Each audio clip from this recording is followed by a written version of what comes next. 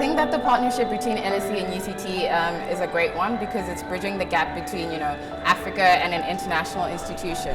And what you find is that a lot of the students studying development in the UK struggle because they don't have the contextualization of the areas they're considering, one of them being Africa. I was one of the first participants on the Economic Challenges course. I've seen the program transcend throughout the past 4 years of its existence. But what's very, very important is it brings students from different backgrounds.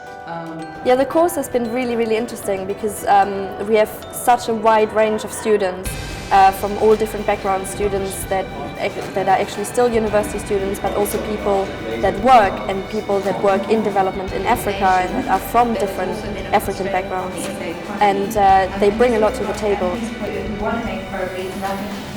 Because I do international relations, we tend to look at things from a kind of global picture, and we don't really look at the kind of grassroots level.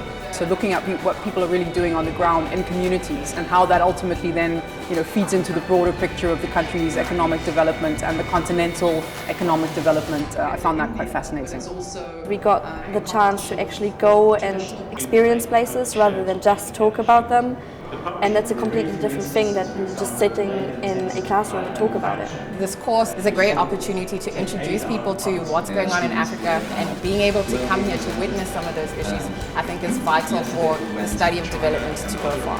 From the LSE side, it's interesting to have an African partner because Africa is a continent where a lot of things that people like to talk about in the global north is actually happening.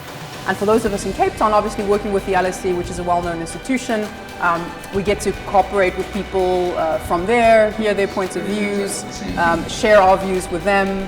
Most of the panelists were looking at most of these matters from an interdisciplinary perspective, of course, which allows for a better generation of ideas, and I think students got to learn a lot from this. The world is a complex place, so obviously for academic reasons we try to isolate them. We try to say this is the discipline that I'm focused on. But if you really want to understand the complexity of what's going on in the world, or Africa in particular, you really have to take into account all these different perspectives, and I think that's what an interdisciplinary approach brings to it. It's not only the summer school that's being done. You can see that the professors know each other, they interact on a more regular basis, and it leads to a good relationship between the two universities.